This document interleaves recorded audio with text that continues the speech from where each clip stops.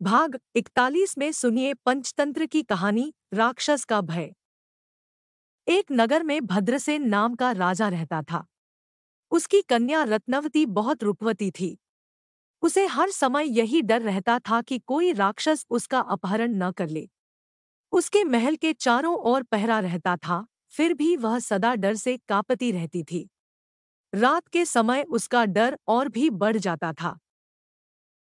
एक रात एक राक्षस पहरेदारों की नजर बचाकर रत्नवती के घर में घुस गया। घर के एक अंधेरे कोने में जब वह छिपा हुआ था तो उसने सुना कि रत्नवती अपनी एक सहेली से कह रही है, यह दुष्ट विकाल मुझे हर समय परेशान करता है, इसका कोई उपाय कर। राजकुमारी के मुख से यह सुनकर राक्षस ने सोचा कि अवश्य ही विकाल नाम का कोई दूसरा राक्षस होगा जिससे राजकुमारी इतनी डरती है। किसी तरह यह जानना चाहिए कि वह कैसा है, कितना बलशाली है। यह सोचकर वह घोड़े का रूप धारण करके अश्वशाला में जा छिपा। उसी रात कुछ देर बाद एक चोर उस राजमहल में आया। वह वहां घोड़ों की चोरी के लिए ही आया था। अश्वशाला में जाकर उसने घोड़ों की देखभाल की और अश्वरूपी राक्षस को ही सबसे सुंदर घोड़ा देखकर वह उसकी पिठ पर चढ़ गया। अश्वरूपी राक्षस ने समझा कि अवश्य में यह व्यक्ति ही विकाल राक्षस है और मुझे पहचान कर मेरी हत्या के लिए ही यह मेरी पीठ पर चढ़ा है। किंतु अब कोई चारा नहीं था। उसके मुख में लगाम पड़ चुकी थी। चोर के हाथ में चाबुक थी। चाबुक लगते ही वह भाग खड़ा हुआ। कुछ दूर जाकर चोर ने उसे ठहरने के लिए लगाम खींची, लेकिन घोड़ा भागता ही गया। उसका वेग कम होने के स्थान पर बढ़ता ही गया। तब चोर के मन में शंका हुई, यह घोड़ा नहीं बल्कि घोड़े की सूरत में कोई राक्षस है जो मुझे मारना चाहता है। किसी उबड़-खाबड़ जगह पर ले जाकर यह मुझे पटक देगा। मेरी हड्डी पसली टूट जाएगी। यह सोच ही रहा था कि सामने वटवृक्ष की एक शाखा आई। घोड़ा उसके नीचे से गुजरा। चोर ने घोड़े से बचने का उपाय देखकर शाखा को दोनों हाथों से पकड़ लिया। घोड़ा नीचे से गुजर गया। चोर वृक्ष की शाखा से लटक कर बच गया। उसी वृक्ष पर अश्वरूपी राक्षस का एक मित्र बंदर रहता था। उसने डर से भागते हुए अश्वरूपी राक्षस को बुलाकर कहा, मित्र, डरते क्यों हो? यह कोई राक्षस नहीं बल्कि मामूली मनुष्य है। तुम चाहो तो इसे एक क्षण में खाकर हजम कर लो। चोर को बंदर पर बड़ा क्रोध आ रहा था। बंदर उससे दूर ऊंची शाखा पर बैठा हुआ था, किंतु उसकी लंबी पूंछ चोर के मुख के सामने ही लटक रही थी। चोर ने क्रोधवश उसकी पूंछ को अपने दांतों में भींचकर चबाना शुरू कर दिया। बंदर को पीड़ा तो बहुत हुई, लेकिन मित्र राक्षस के सामने चोर की शक्ति को कम बताने के लिए वह वहां बैठा ही रहा। फिर भी उसके चेहरे पर पीड़ा की छाया साफ नजर आ रही थी। उसे देखकर राक्षस ने कहा, मित्र, चाहे तुम कुछ ही कहो, किंतु तुम्हारा चेहरा कह रहा है कि तुम विकाल राक्षस के पंजे में आ गए हो। यह कहकर वह भाग गया। सुवर्ण सिद्धि बोला, तो भाई, मुझे भी घर जाने की आज्ञा दो, तुम अपने लोभरूपी वृक्ष का फल यहाँ रहकर चखो। चक्रधर बोला, भाई, यह तो बिना किसी कारण के ही हो गया। मनुष्य को शुभाशुभ फल के भोग भाग्यवश भोगने ही पड़ते हैं। कहा गया है कि जिस रावण का दुर्ग त्रिकूट था, समुद्र खाई थे, योद्धा राक्षस थे, कुबेर से अटूट धन मिला था, जो स्वयं शुक्राचार्य की राजनीति का महान पंडित था, वह भी दुर्भाग्य से विपत्ति के चक्र में पिस गया। और भी देखो कि अंधा, कुबड़ा और 3 स्तनों वाली राजकन्याएं तीनों कर्म के सम्मुख उपस्थित होकर अन्याय से भी सिद्धि को प्राप्त हुए। सुवर्ण सिद्धि बोला, यह कैसे? उसने कहा, भाग 42 में आगे की कहानी अंधा, कुबड़ा और त्रिस्तनी पंचतंत्र की कहानी। उत्तरी प्रदेश में मधुपुर नाम का एक नगर है। वहां मधुसेन नाम का एक राजा था। विषय सुख भोगने वाले उस राजा मधुसेन को एक 3 स्तनों वाली कन्या उत्पन्न हुई। 3 स्तनों वाली कन्या की उत्पत्ति सुनकर राजा ने कंचुकियों से कहा, भाई, यह त्रिस्तनी कन्या को दूर जंगल में ले जाकर छोड़ दो, कोई जानने भी न पाए। यह सुनकर कंचुकियों ने कहा, महाराज, यह तो मालूम है ही कि 3 स्तनों वाली कन्या अनिष्ट करने वाली होती है, फिर भी ब्राह्मण बुलाकर उससे पूछ लेना चाहिए, जिससे दोनों लोग बने रहें, क्योंकि जो बराबर दूसरों से पूछता रहता है, सुनता रहता है और यथार्थ बातें धारण करता रहता है, उसकी बुद्धि सूर्य की किरणों से कमलिनी की तरह बराबर बढ़ती रहती है। और भी जानकार मनुष्य को सदा पूछते रहना चाहिए। प्राचीन काल में राक्षसराज द्वारा पकड़ा हुआ भी एक ब्राह्मण पूछने के कारण छूट गया। राजा ने पूछा, यह कैसे? कंचुकियों ने कहा, ब्राह्मण और राक्षसराज। देव, किसी जंगली प्रदेश में चंडकर्मा नाम का एक राक्षस रहता था। एक बार वह जंगल में घूम रहा था कि उसे एक ब्राह्मण मिला। वह उसके कंधे पर कूदकर बैठ गया और बोला, अरे, आगे आगे चलो। ब्राह्मण भी बहुत डर गया। वह उसे कंधे पर लेकर चलने लगा। रास्ते में कमल की पंखुड़ियों के समान कोमल राक्षस के पैरों के तलवे को देखकर ब्राह्मण ने पूछा, भाई, आपके पैर क्यों इतने कोमल हैं?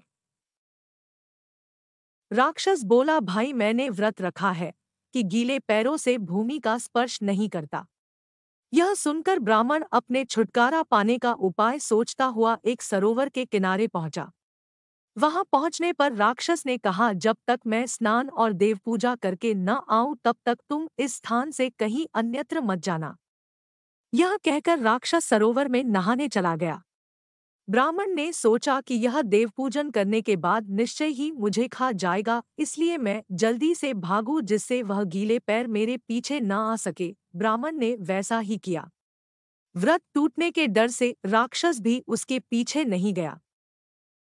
इसलिए सब कहते हैं कि जानकार आदमी को भी दूसरे से पूछते रहना चाहिए।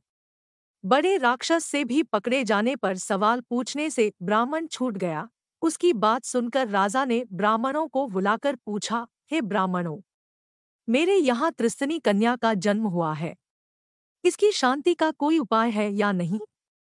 ब्राह्मणों ने कहा, देव, सुनिए, मनुष्य के यहाँ कम अथवा अधिक अंगों वाली जो कन्या पैदा होती है, वह अपने पति और शील का नाश करती है।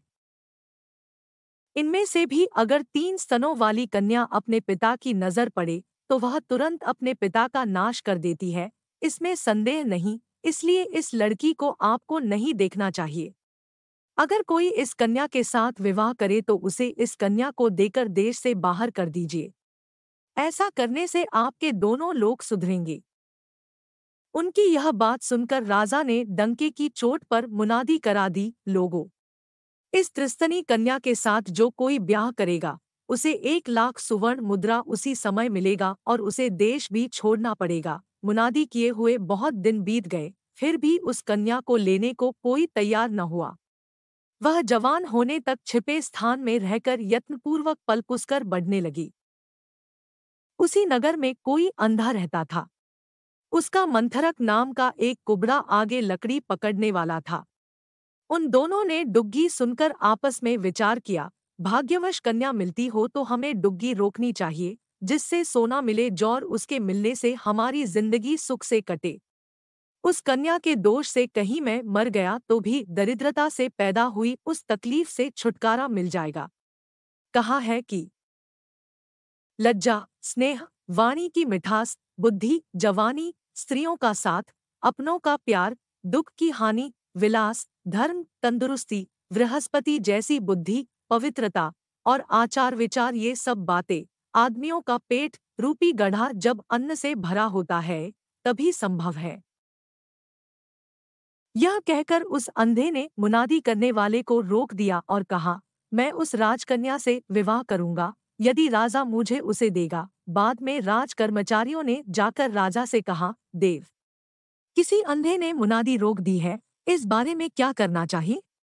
राजा ने कहा, अंधा हो, बहरा हो, कोढ़ी हो या चांडाल हो, कोई भी हो, यदि वह राजकन्या लेना चाहता है वो उसे 1 लाख सुवर्ण मुद्रा के साथ देश निकाला दिया जाएगा। राजा ने आज्ञा दे दी। राजपुरुषों ने नदी के किनारे ले जाकर 1 लाख सुवर्ण मुद्रा के साथ त्रिस्तनी कन्या का उस अंधे के साथ विवाह कर दिया और उसे जलयान, जहाज, पर बैठाकर केवटों से कह दिया, केवटों, विदेश में ले जाकर इस अंधे, कुबड़े और राजकन्या को किसी नगर में छोड़ देना।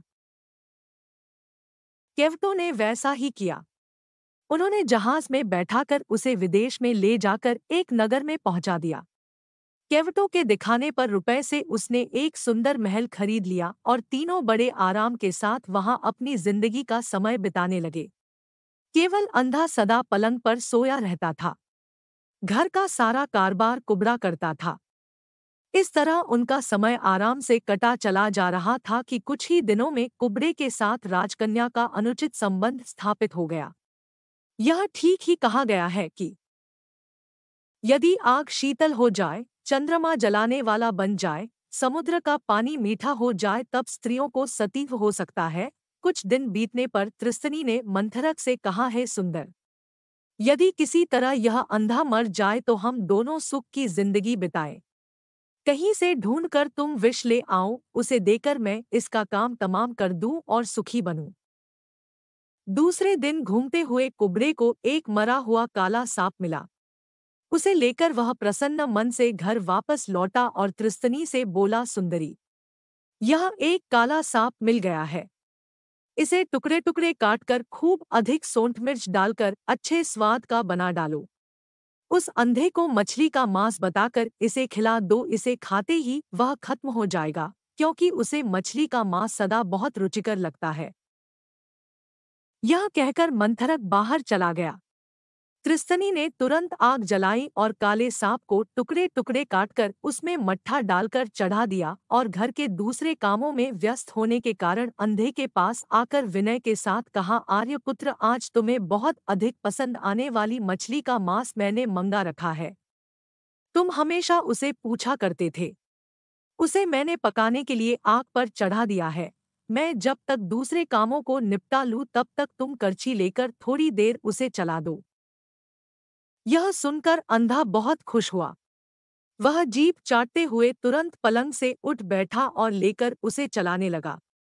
मछली का मांस समझकर कड़ाही में चलाते हुए उस अंधे की आंखों पर छाया हुआ काला पर्दा सांप की विषैली भाप की गर्मी से गलने लगा। उसे तुरंत बहुत लाभ मालूम होने लगा। फिर तो उसने खूब फैला फैला कर आंखों में उसकी भाप ली। इस तरह थोड़ी देर में उसकी आंखें जब एकदम साफ हो गई तो उसने देखा कि कड़ाही में केवल मट्ठा है और उसमें काले सांप के छोटे छोटे टुकड़े पक रहे हैं। तब उसने सोचा, अरे, इसने क्यों मुझे मछली का मांस बताया? यह तो काले सांप के टुकड़े हैं। तो मैं इसका अच्छी तरह पता लगा लूं कि इस त्रिस्तनी का मुझे मारने का यह इरादा है या कुबड़े का या किसी दूसरे ने तो ऐसा नहीं किया है। इस तरह की बातें सोचता हुआ वह अपने इरादे को छिपाकर पहले की तरह अंधा बनकर उसे चलाता रहा। इसी बीच कुबड़ा बाहर से आ गया। उसे किसी का कोई डर तो था नहीं। आने के साथ ही त्रिस्तनी आलिंगन एवं चुंबनादी करने लगा। उस अंधे ने कुबड़े की सारी करतूत देख ली। उसे जब समीप में उन्हें मारने का कोई हथियार नहीं दिखा तो वह क्रोध से व्याकुल होकर पहले की तरह अंधा बनकर उन दोनों की शैया के पास गया। वहां जाकर उसने मजबूती के साथ कुबड़े के दोनों पैरों को पकड़कर अपने सिर के ऊपर घुमाया और घुमाने के बाद त्रिस्तनी की छाती पर उसे जोर से पटक दिया। कुबड़े के मारने से त्रिस्तनी का तीसरा स्तन छाती के भीतर बैठ गया और जोर से ऊपर घुमाने के कारण कुबड़े की टेढ़ी कमर भी सीधी हो गई। इसी से मैंने कहा कि अंधा कुबड़ा इत्यादि। भाग 43 में आगे की कहानी। दो सिर वाला पक्षी, पंचतंत्र की कहानी। एक तालाब में भारंड नाम का एक विचित्र पक्षी रहता था। इसके मुख दो थे, किंतु पेट एक ही था। एक दिन समुद्र के किनारे घूमते हुए उसे एक अमृतसमान मधुर फल मिला।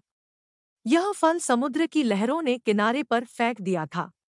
उसे खाते हुए एक मुख बोला, ओह, कितना मीठा है यह फल!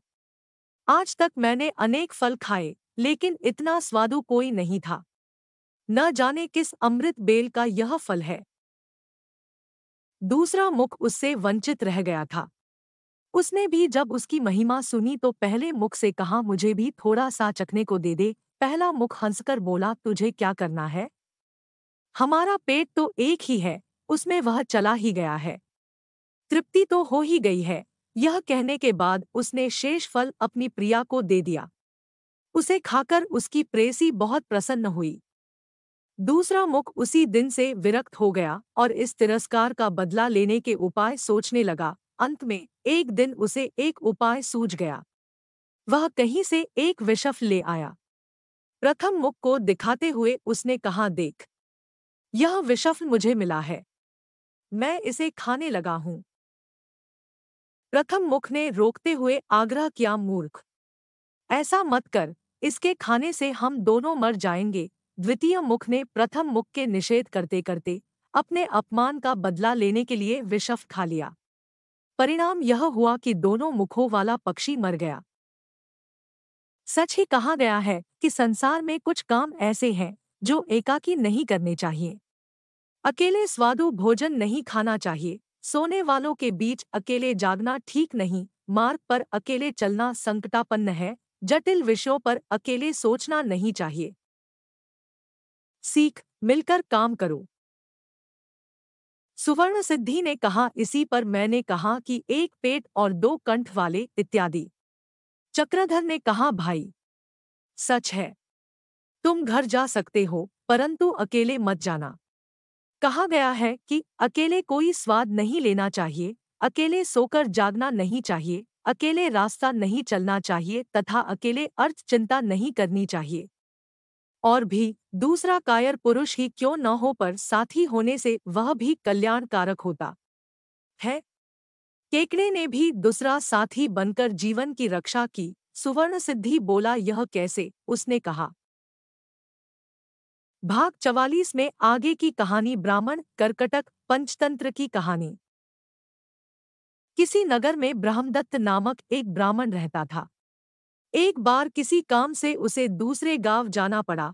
उसकी माँ ने कहा, पुत्र, तुम अकेले मत जाओ, किसी को साथ ले लो। ब्राह्मण ने कहा, माँ, इस रास्ते में कोई ऐसा डर नहीं है, मैं अकेला ही चला जाऊंगा। फिर भी चलते समय उसकी माँ एक केकड़ा पकड़ लाई और बोली, तुम्हें जाना ही है तो इस केकड़े को साथ ले जाओ, एक से दो भले, समय पड़ने पर काम आएगा। ब्राह्मण ने माँ की बात मान ली और केकड़े को कपूर की पूड़िया में रखकर अपने झोले में डाल लिया। भयंकर गर्मी पड़ रही थी। परेशान होकर ब्राह्मण रास्ते में एक पेड़ की छाया में लेट गया। उसे नींद आ गई। उसके सो जाने पर उस पेड़ के नीचे बिल से एक सांप निकला। वह ब्राह्मण के पास आया तो उसे कपूर की गंध आने लगी।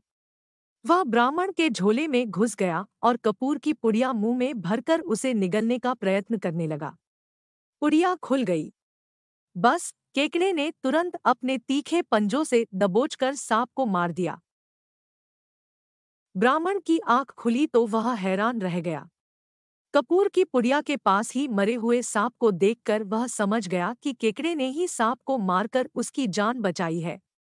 उसने सोचा, अगर मैं माँ की आज्ञा न मानता और उस केकड़े को साथ न लाता तो आज मेरी जान नहीं बचती।